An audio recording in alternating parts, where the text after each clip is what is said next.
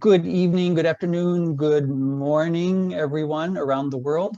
My name is Steve Miller. I am with the virtual events team at SIETAR Europe, and I am very pleased to be hosting this webinar today. We have two very special presenters today coming to us from Sao Paulo. We have Mariana Barros, who is the founding partner of Difference Intercultural and Vice President of SIETAR Brazil. She has her bachelor's and master's in international relations, has 18 years of experience in intercultural communication, and she provides assistance to expats, multinationals, and Brazilian companies. Joining her is Adrienne Sweetwater, who has worked in the intercultural field for 10 years. She has an MA in intercultural relations, is on the board of directors of SIETAR Brazil. She delivers workshops in intercultural competence and adaptation to expat families and multinationals, and facilitates diversity and inclusion workshops. Very pleased to have both of you with us this evening, good afternoon for you. Looking forward to hearing about history and values from the cultural standpoint of Brazil. For the folks in the audience, we will be dealing with questions at the end of the hour, but please go ahead and feel free to type in your questions in chat. I'll monitor that, and as many questions as we get to at the end, we will be glad to address them. And with that, I would like to turn it over to Mariana and Adrienne. The floor is yours. Wow, Steve, thank you very much. It's a huge pleasure to be talking to this special audience we have today, maybe the most multicultural audience I have ever addressed in my entire life. So don't mind me being a little nervous, but well, talking from Brazil, 2 p.m. here.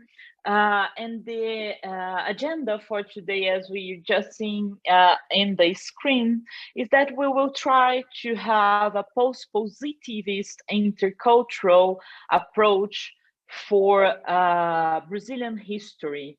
And with that, we will try to show you or to explain to you the methodology we've been using for the past 15 years, which is a try or an attempt to be very practical in the use of interculturalism to search for change in our society.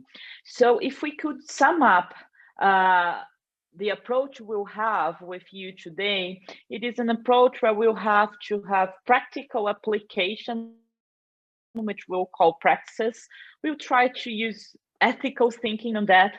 We will try to be political by sharing with you our strategic storytelling of Brazilian culture, always questioning who controls the narratives. And we will use cultural self-awareness as our tool to build consciousness for a better country, a better Brazil. And summing up all that, we have the idea of Brazil being a VUCA learning experience, in the sense that we know that now in Europe or in the US, the terms VUCA is being used a lot. And in our interpretation, and this is where we call this also a post-colonialist approach of interculturalism, in our interpretation, Brazil has always been a VUCA experience. So this is the agenda for this afternoon, knowing that this is a big agenda. So our biggest challenge for today is time. And we prepared ourselves to go really fast. You will see that considering that our audience is an audience of probably most interculturalists, so you know already most of the things we will be bringing, we will allow ourselves to go really fast. Please let us know if it is too fast for you. Therefore, the questions should come in the end so we can complete our logics of thinking. Always starting and always remembering our premises as interculturalism, in the sense that indeed we will use generalizations. So when we talk about Brazilian culture, when we talk about Brazilians, you all know we are generalizing, and generalizing is sometimes dangerous, and we consider that. But we also know that in the intercultural field, we use generalizations to address a cultural mindset. But most important than anything, we do have the premise of cultures being different, not better or worse. Also, we have as a premise of our approach that it's very hard to change culture. And we love the saying that changing the cultural genetic code seems at least as difficult as changing the biological genetic code. So we have this as a pillar of our approach, although we are here to try to propose some changes in Brazilian culture. And something that is a premise also of our work is the idea brought by Edward Hall that cultural self-awareness should be one of the most important things we do in the intercultural field. And this is why we are discussing Brazil. I know this is not self-awareness to you, most of the people in the audience, but believe me, we've been doing self-awareness in Brazilian companies a lot, because we do believe that self-awareness is the most important tool so you develop cultural intelligence. All that said, one last premise we would like to bring to you is that we are using the Brazilian thinker Paulo Freire, who proposed a long time ago, and not being part of the post-positivist thinking or postmodernist thinking or even post-colonialist thinking. He didn't have any of those concepts at his time, but he was very, very ahead of his time, in the sense that he always worked with the idea that theory is practice. So we are learning, we are practicing, we are experiencing. And this is one also another premise of our work. So let's start introducing you to our model. Adrienne will do that for you. Will you, Adrienne? Yes, thank you, Mari, and it's wonderful to see you all here today as well. Thank you for being with us. So part of what we're using is Catherine Sorrell's theory of intercultural praxis, which many of you may already be familiar with, as a way to go through our methodology and use some theoretical background to explore how we deliver trainings for our clients in different corporations. And her intercultural praxis models very much departs from Freire's idea of praxis that Mariana explained, of not just having critical thinking or reflective thinking be enough, but you always have to have action and dialogue as well. Next. Okay, so let's keep going. So what we will do with you is something that we don't do inside the companies, because we will be explaining the methodology we use. So just for you to understand, I will be sharing with you the content that I usually share with companies. And at the same time, Adrienne will be bringing you the theory behind our approach. So our approach is Brazilian culture mindset, how history shapes values. Thanks, Mari. So one of the important things about intercultural praxis is you can tell from that graphic, it was a circle. So it's a very fluid process. It's not a linear entry point. You can enter in multiple ways throughout the circle, but we tend to start with inquiry, which is that about bringing curiosity to our audiences and asking them to really start to think about how Brazil is positioned within the intercultural field, within the world. And that starts to open up those intercultural competencies about suspending judgment and starting to be open to flexibility and challenge one's worldview.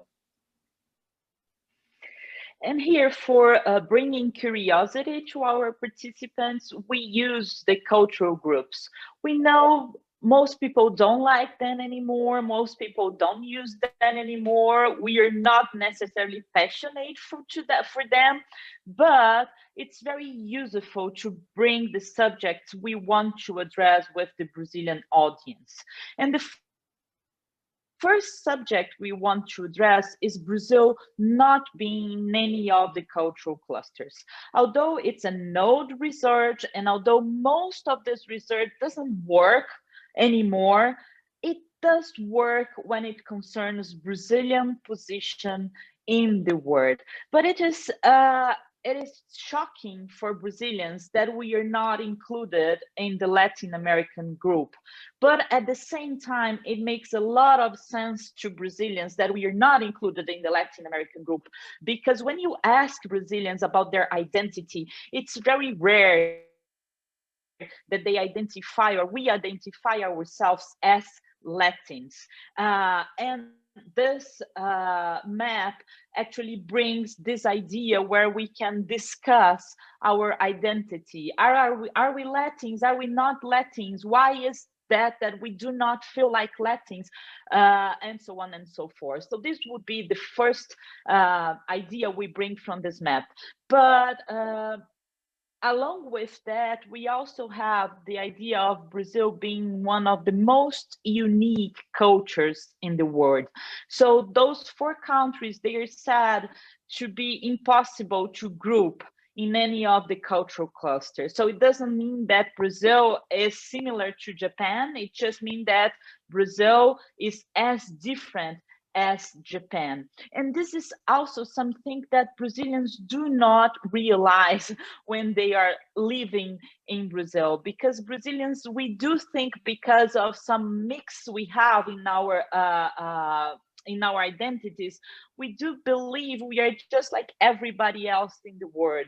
And sorry me for the joke, but I always joke with Brazilians that we believe we are like everybody else in the world for 2 reasons. First reasons, we do not really know much about the world, and second, we do not really know much about ourselves. So those would be the 2 ideas to bring curiosity to the Brazilian audience, although it also works with any other audience in the world, because this is not necessarily our imaginary about Brazil. Thanks. And just to complement, another example that Mari often brings when she has brings that initial study is a lot of people will say, oh, but it's because we speak Portuguese and the rest of Latin America speaks Spanish. And that's just one of the many factors that is different for historical reasons in the period of colonization that we'll get into later on. So second, and this is really about how to zoom in and zoom out on different levels. So we ask participants to start to think about their experiences on an individual level, and then on a group level, and then on a globalization international level as well. And we do this by bringing some research that Mari is going to present.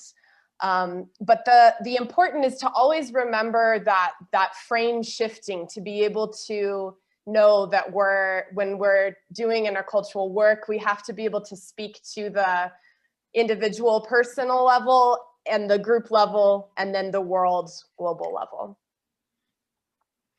Perfect.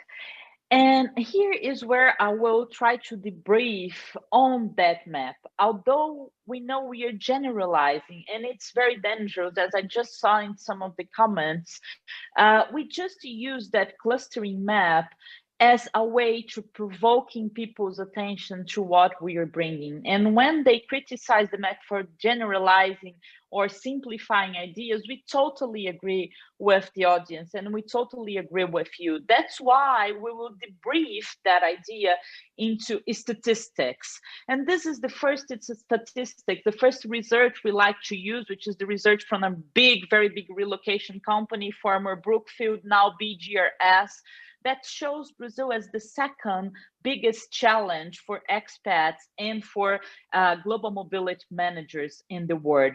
Although the research is a little old also, I've been following this research for 10 years and Brazil has always been placed in second place, which is very surprising for Brazilians because you are probably aware that in Brazil we have this myth of Brazil being almost paradise on earth. So Brazilians get really uncomfortable when they see that we can be maybe just as hard as China for foreigners. And I know many of you will say, oh, but this is one research, this is an old research. That's why we will bring more research for you. I bet most of you know internations by now. They grew really big in the past years. So we have a research from 2018 where Brazil is said to be the fourth worst country for expats in the world. And this, again, Brazilians get shocked with this information because we know we have problems, but we would never think that we are in such a bad position in the expat rankings of the world. And we already have the research for 2019 where Brazil is just in the same position. You'll see it's not that we are in a better position, is that we have less countries in the research. So Brazil is still the fourth country to be a challenge for expats in the world. And then you might tell me, well, Mariana, but this is an expat research, again, internations, although they have 3 million people already logged in, this is not how I feel, this is not how I see Brazil. And we'll say, okay, we understand you. That's why we brought you a bigger research, which is the World Bank research. So we are trying to bring different results from different dimensions of life. And all the results we are bringing to you shows that Brazil has a very bad place when we are talking about internationalization of people, when we are talking about internationalization of economy. And this is the tricky statistics we have about Brazil, because if you think about that, until last week, we were among the 10th biggest economies of the world. Maybe we will not be the 10th economy anymore, but we are the 11th, 12th economy of the world, which is already, it's still very important. And although we are among the 10th biggest economies of the world, we are the only big economy that is below the line of 100 in the World Bank research of easy of doing business. And this is the final, well, we call this the final point in the sense of saying, do you see how Brazil, although being such a big economy, we are not a global player. We are not a global player because expats feel Brazil as a challenge. We are not a global player because we are still a very hard place for doing business for the world. So I don't know if you realized how hard Brazil was for doing business, but this is our question for our audience. And this is where we start reflecting about Brazilian culture, because here the questions goes, how come the 10th biggest economy of the world is not a global player? Brazilians, audience, world audience, how do you explain that?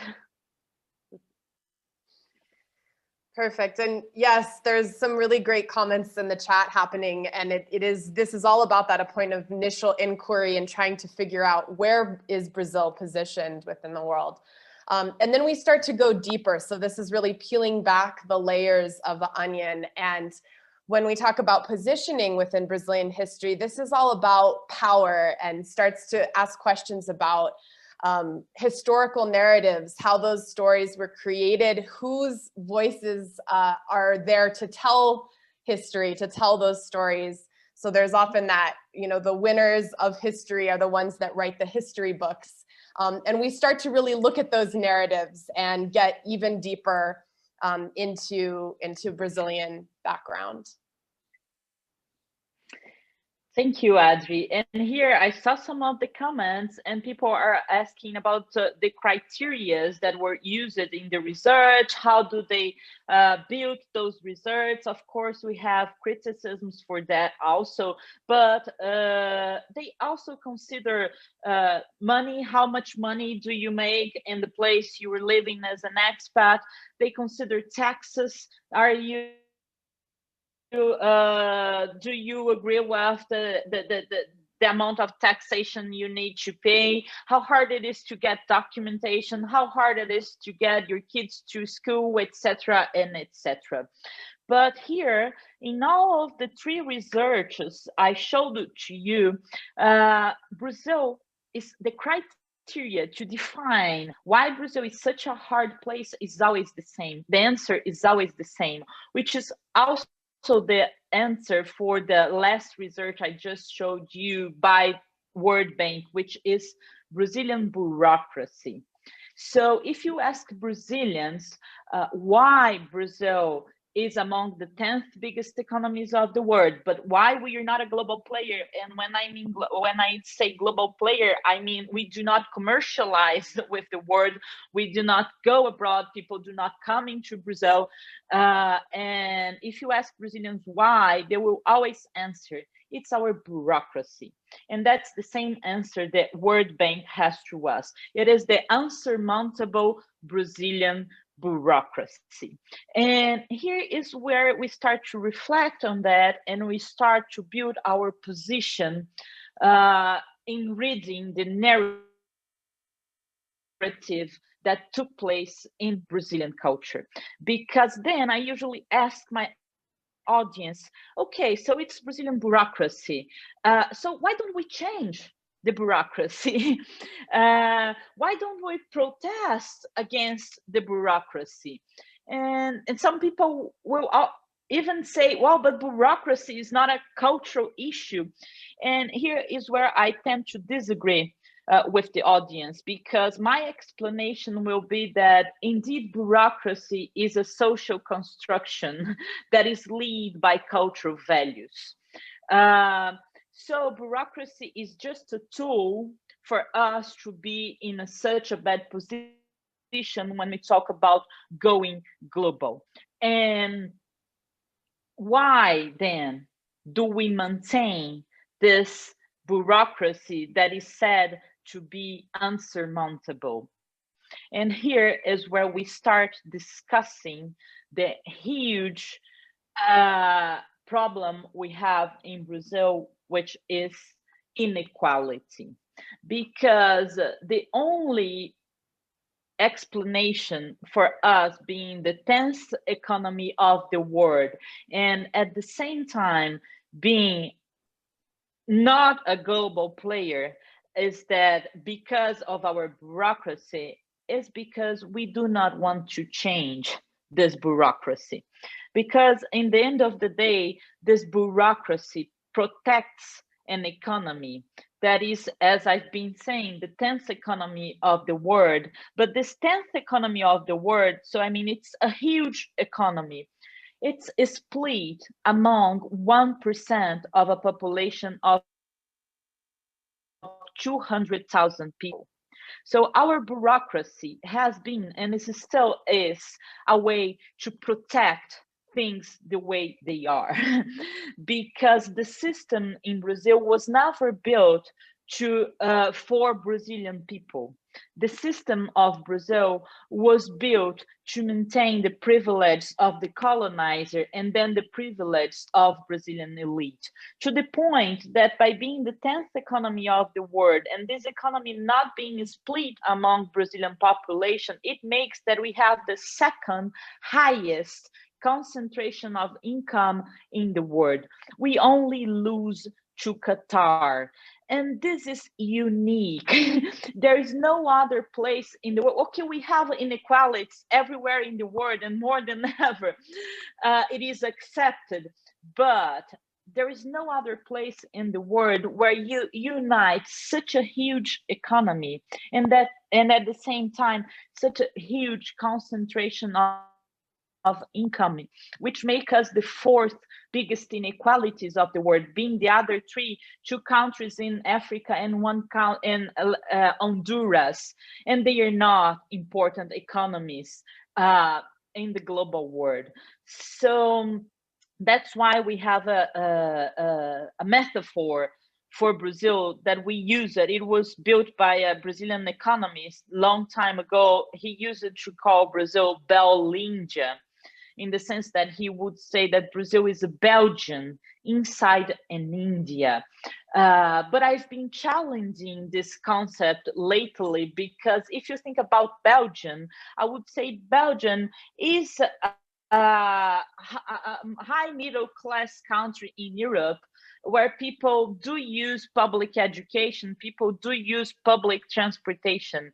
And what you see in Brazil is that even the Belgian, and by Belgium, they mean the rich part of Brazil, it's not like in Belgium, it's much more like Qatar, because the rich people in Brazil, they do not use public schools, they do not use public transportation. On the contrary, we have the biggest private helicopter traffic in the world. We have the biggest private jet traffic of the world. We have the biggest bulletproof cars traffic in the world. So my point is, we have the wealthiest elite of the world in Brazil, but Brazilian people are a poor population. And we explain this through our history. What I'm showing to you now is an image from the colonizing period, and we say that, and this is a metaphor we use a lot in Brazil, we say that you can see the big house in upright, and you can also see the place for the slaves. So in Brazil, we say Casa Grande e Senzala, which would be the big house and the place for slaves. And this will be the beginning of the Brazilian social construction. We say here that the Portuguese and the Spanish, differently from what happened with the English people who went to the US, the English people, they went to produce what we call the populating colonization, because they actually had to escape from England. England was going through economic depression and religious conflict. So those people, they didn't have a choice. They had to take their families and bring their families with them to the north of the US. And there they started, or they had the goal to start to build a new nation. Whereas Portugal and Spain, they were very wealthy at that time. So they didn't want to leave the party. Only the adventurers wanted to come to colonize Latin America. So the goal of their colonization is what we call the exploitation colonization. And here, I do not mean that Portuguese and Spanish, they were bad. There's nothing to do with that. This is just the historical context at the time. We do the same nowadays. If we have the opportunity, we go and we explore and exploit, and this is what they do in Brazil. But very important here is that they didn't bring their families with them. So they had this mentality of exploiting the territory and sending the wealthiness back to Europe. So who colonized Brazil, what is the beginning of Brazil? What is the beginning of Brazilian identity? The beginning of the Brazilian identity is the mix of this Portuguese colonizer with the slaves. That makes that we have what we call a relational society, because there was never the goal to professionalize, to institutionalize, to build a nation in Brazil. The goal was to exploit. Those slaves or the kids of the colonizers, they never got their certificate of birth. And here we have what we call the lack of the founding fathers, the lack of an identity. And some of you might be thinking about the indigenous people that we had here. Important to say they were all killed. We had 6 million people, indigenous people, when the Portuguese arrived in Brazil. And in 200 years, they became a population of 200,000 people. So they didn't really influence Brazilian identity. Brazilian identity was born from the Portuguese colonizer mixing with the slaves. So what we say is that in Brazil, the father is the boss. Everything is personal. It's never what or how, because there's no institution. It's always who, the master, the seigneur, in a very informal environment, because again, relations were never professionalized, never institutionalized. If you wish, we had formal slavery for 388 years. In Brazil, there's only 120 years that we do not have a formal slavery anymore, although we still have slavery mentality. And this is what we address as the first pillar of Brazilian cultural mentality, is slavery mentality. We never got rid of this slavery mentality. And this is where we differ a lot from the rest of the Latin America, because we didn't fight for independence. Brazil is the only country in Latin America that didn't have an independence revolution. So we say that we inherited the mindset of the colonizer. And this is what still happens in Brazilian society. We say that in Brazilian society, we always have a slavery dynamics. You are either serving someone or you were served by someone, but we didn't have yet the professionalization of relationship. And some of you might ask, but Mariana, it was 500 years ago, and this is why I'm bringing this picture to you, which is São Paulo nowadays, a very famous picture. I know it says 2000 something in the picture, but it's just like that today in Brazil. So here we are trying to show you how history shapes values. That same structure that we had 500 years ago with the colonizers, we still have in Brazil, the fourth most unequal country in the world. Great. So as you can see, Mariana has just engaged us in a very intense dialogue, which is another very important part of an intercultural praxis.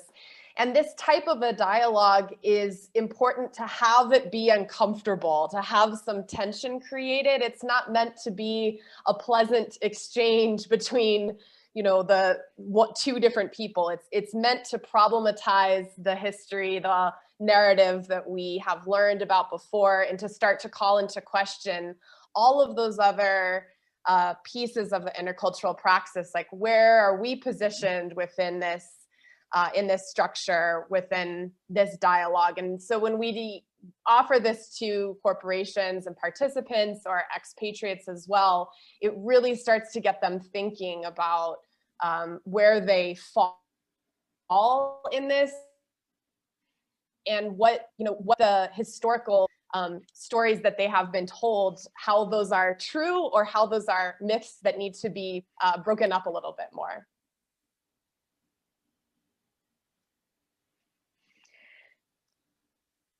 And shall I keep going then?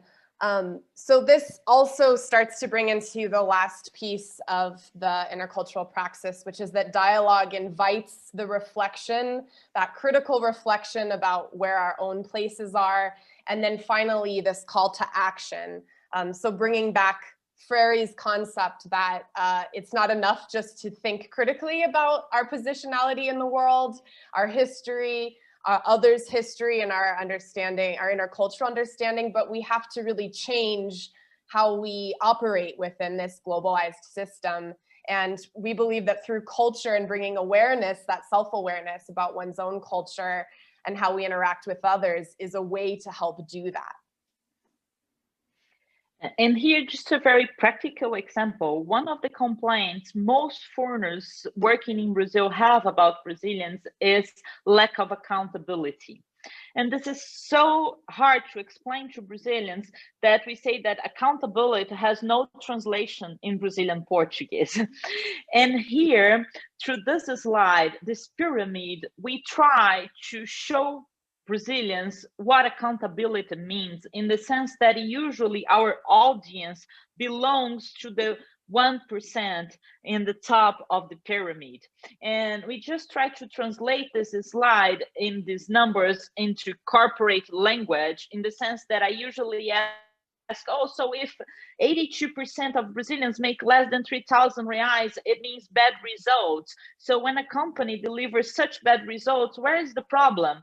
And they usually go, oh, the problem is on the board, so change the board. And then I ask them, so who is the board? And then they realize that they are the board, because anyone making more than 4,000 reais in Brazil, and we're talking about family income, so 82% of Brazilian population makes less than 3,500 reais, which is less than $700 US dollars nowadays, family income. Although we have the biggest concentration of income in the world, although we are the 10th economy of the world. So who is accountable? And then they start to understand the concept of accountability. They will fight that, because they will first say it's the government, they will say it's the law, then they will say it is the colonizers, to the point that they understand that we are all accountable for this situation. So just for you to understand how we mix cultural values, social values, social structure with corporate language, because what we see in this pyramid is exactly what we see in the corporations in Brazil. You also have the Bell India or the Qatar India in any Brazilian company, which is very hard for foreigners to read, because foreigners will take everybody as equal and they will underestimate the gap between the elite and the rest of Brazil. So just some more numbers for you, but again, same inequality. And this is where we want to conclude with you. So as we've been talking throughout the whole webinar, you probably have gathered that Brazil is this very complex, very dynamic environment. And we bring to you the idea that Brazil is very much a lived experience of the VUCA reality that many people have been talking about as a buzzword for a while now. But we posed to you this idea that Brazil has always been this way. There's nothing new and creative to it. It's that throughout this very complicated history, there's always been uncertainty. There's always been a lot of ambiguity. And truly, to be able to really learn how to culturally adapt here and how to thrive, you have to understand and embody this VUCA experience, or this idea. Mostly because I've showed you the pillar of slavery mentality, which is probably one of the reasons for the born of the concept that we call the jeitinho brasileiro. It's impossible to live in Brazil or to do business in Brazil if you do not understand the jeitinho brasileiro, which the translation is the little Brazilian way. This is one of the biggest cultural characteristics of Brazil, and everybody has trouble with that, because by jeitinho you can understand corruption. And here we are arguing that jeitinho is just the way Brazilian population found or built to survive in a system that was built to exploit these people.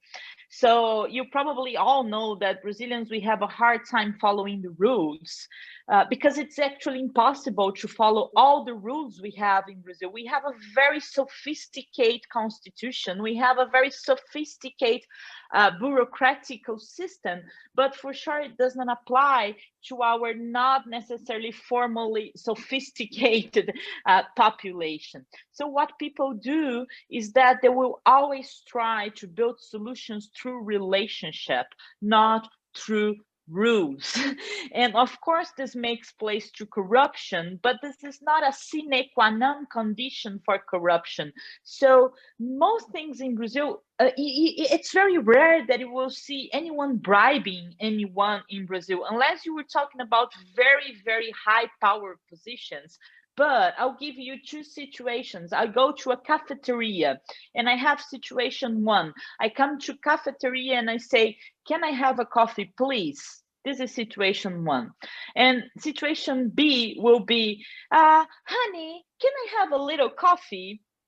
For sure, in Brazil, you get things done. You get your coffee first if you use B.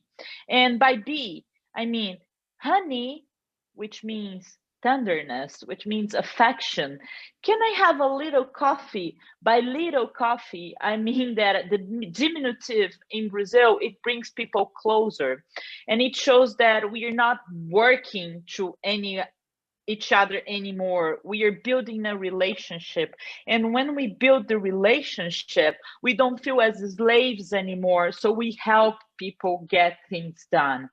So very important to say that even Brazilians, they mistake jeitinho by something bad, which goes with our complex of inferiority that unfortunately we do not have time to address. And even foreigners, when they think about Brazil, they think about corruption. And I'm sorry to tell you, everywhere in the world where you have power and where you have money, you have corruption. In Brazil, you have huge power and huge money. So yes, you have corruption, but not in the Brazilian society as a whole. You have corruption in the very specific power positions in the society. So be careful to not think that Brazilians are trying to fool you just because they are using jeitinho, because in our perspective, jeitinho is the way we got to survive in such a complex society. And here I will give you even more complexities to our narrative. And the first one is that you might say, Mariana, you should have a revolution in Brazil. And I will tell you, well, as I just said before, we are conflict avoiders. We didn't fight for our borders. We didn't fight for our independence. We didn't fight for our republic. And any of those historical things that are so important in the rest of the world, Brazilian population were never identified with those political movements. So Brazilians avoid conflicts, not because we are peaceful, but because we have a history of very violent slavery. So people avoid violence. I see there are questions about violence. We'll be discussing this, but violence in Brazil, important to say, it happens in one part of the society, which is Black poor people are killed either by drug dealers or drug dealers fighting each other, or by the police. It's not a civil violence in the sense that although Brazil kills more people than any of the contemporary wars together, we do not have a civil war in Brazil. So discussing violence in Brazil is very complicated. But here I'm just telling you that we will not solve Brazil through revolution. We are conflict avoiders. And this is one of the mistakes foreigners make when they arrive in Brazil, because they will be conflict oriented. They will try to confrontate some realities we have in Brazil. And they will just get exposed from the networks they will try to build. But I want to end with something that I think is even harder to explain to foreigners about Brazil, because I said that one pillar of Brazilian culture mindset is the slavery mentality. But then there is a second pillar of Brazilian mindset, which is what we call God is Brazilian mindset.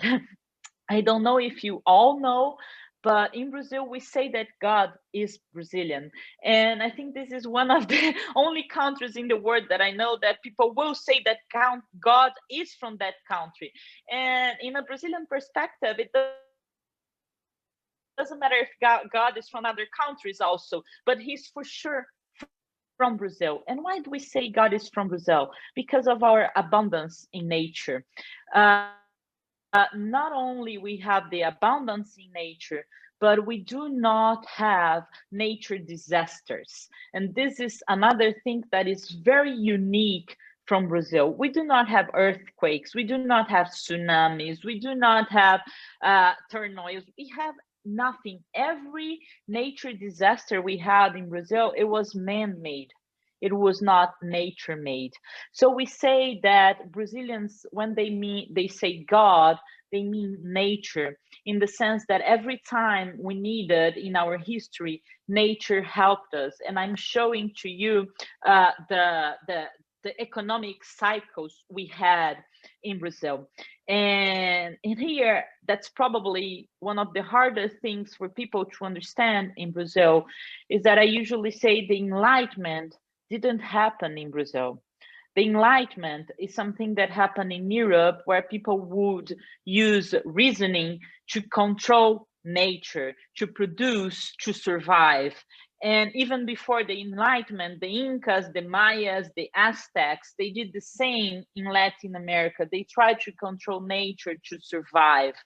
And that's why the native indigenous peoples that we had in Brazil, they were never called a civilization like the Incas or the Mayas. Why? Because they were nomads, because they never had the necessity to establish themselves, to control nature. So this is why in the end of the day, even in the business environment, people will tell you in Brazil, oh, be calm, everything is going to be fine. Everything is going to be fine in the end if God wishes. And if it's not fine, it's because God didn't wish. And we are okay with this idea. So this is where we say Brazilians deal very well with uncertainty, because we actually trust nature will help us. And I want now really to finish with another joke, which we usually say, where the slavery mindset gets together with the goddess Brazilian mindset, which is in our neuroses for personal hygiene. I don't know if you know that, but Brazilians tend to judge everybody else in the world for their personal hygiene patterns. We consider ourselves the cleanest people in the world. And here is a research that shows that we are the only small duck in the world that takes 12 showers per week, which makes 2 showers a day. And it's not a 5-minute showers, it's a 20-minute showers. And to make a long story short, we take this many showers, not only because we do have water, and this is very important, but also because cleanliness was a way of whitening the African influence we have in Brazil. So the cleaner you are in Brazil, the better opportunities you get, from brushing your teeth 3 times a day, to changing your clothes 3 times a day, to washing your kitchen or your bathroom 2 times a week. And we are able to do that because, again, we have water, but also we have a service society or informal slavery going on in Brazil, where we have people that can work in our houses 7 days a week, 8 hours a day, and are not very well paid. So here is where slavery mixes with the God is Brazilian mentality.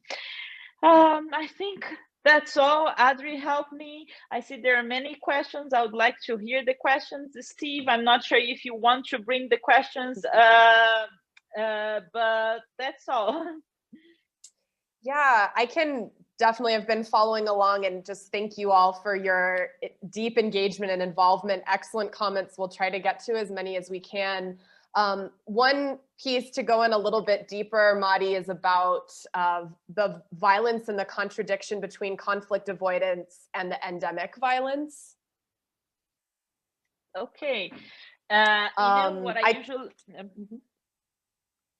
What I usually say is that actually the violence statistics in Brazil, they are low, because if you think about the inequality, the huge inequality we have in the country, you should be having a civil war. So that's where I say Brazilian population, they are conflict avoiders because they do not fight for their rights. They are not even aware most of the times that they have rights. Violence statistics in Brazil, they're completely linked with the drug traffic and with police killing poor people. And it's a consequence of the slavery mentality, because we say that Black poor people in Brazil, they don't even have identity. So they are killed and we don't even know. So violence happens in the favelas, in the communities where people are being killed, and we cannot even count that. And I don't consider this conflictus orientation.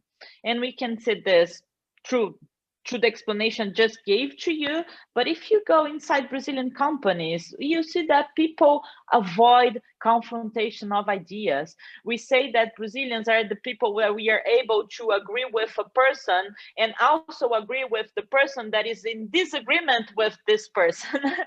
So we always try to please. That's what's mandatory in Brazil. We will try to please, and this is where we actually accept the white lies, because here again we differ from the rest of Latin America and we get closer to Asian countries, because the most important for us is the harmony of the relationships.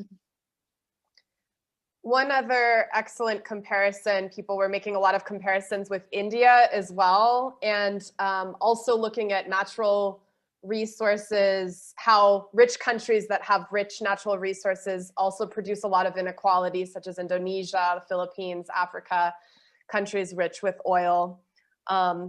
There's also some more specific questions, one about the role of samba within Brazilian history. If you could talk a little bit about that, Mari. Sure, I agree with all the comparisons. I would just say that Brazil might be the best metaphor, because we are the country of extremes in those comparisons. So we are the most important economy from the country abroad, and at the same time we have the highest inequality. But going back to samba, thank you for asking that. Well, samba is where the Black poor people in Brazil can live. It's another tool of to survive. So samba comes from samba, which was an African dance way of dancing while using your belly.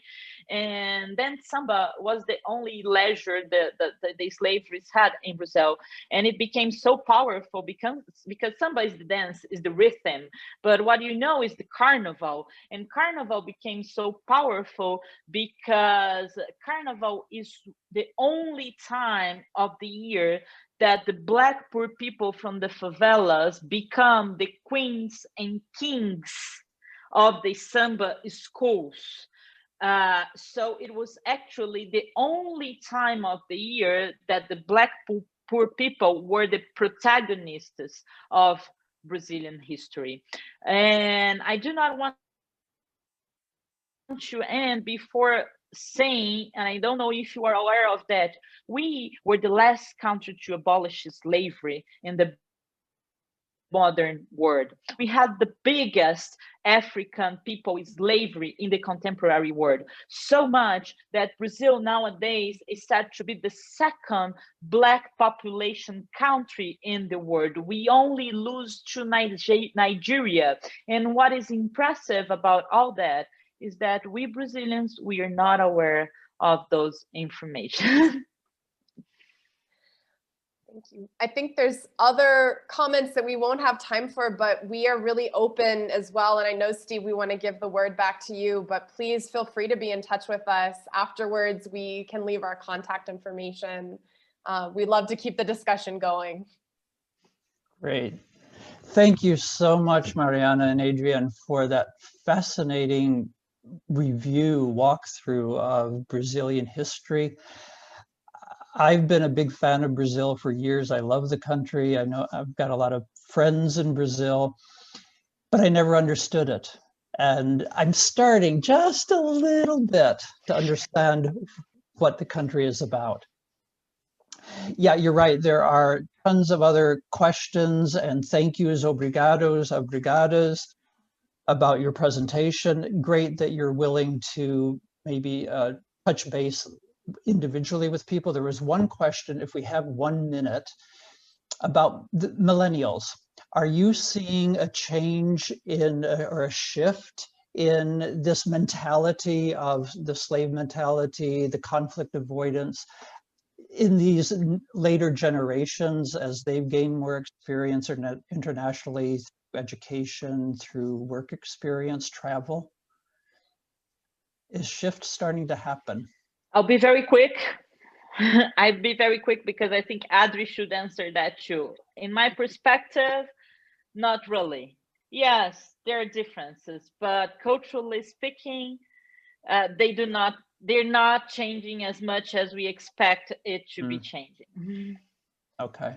Yeah, I would agree as well. I think, you know, particularly speaking to São Paulo, which I can speak of too, there's more, I don't know, I think there's starting to become increased awareness about the changes, more critical dialogue. Specifically with our political context here in Brazil, people have been getting very critical about what's happening and willing to speak out a bit more. But I would agree in general with Mari that there's not been as much change as we may have hoped for. Okay. All right. Thanks for taking that extra minute. I'm going to go ahead and launch a feedback poll for those of you, if you would take a moment to provide us a little bit of feedback on the webinar. Again, the recording will be up on YouTube and the SIETAR website within a day or two. I also want to let you know about a couple of events that are coming up over the next few weeks. The SIETAR Anti-Racism Series has a session on the 30th of November titled The Whiteness, Fragility, and Culture Part 2. And then on the 14th of December, we have our final webinar for the year entitled Decolonity, Equality and Belonging. So for both of those, you will be able to get more information on the SIETAR website, sietareu.org. And with that, a final thank you so much to the two of you in Sao Paulo, Mariana and Adrian. Wish you all the very best and stay healthy, safe, everyone on everyone in the call today. Thank you for taking your time. And we will be looking through some of the questions maybe that we had not been able to address and get back to you as best as we can. And Adrian has just posted their email addresses so you can contact them directly. So once again, thank you very much. Have a good rest of the day and a good finish to the year. Take care, everyone. Bye-bye. Bye-bye.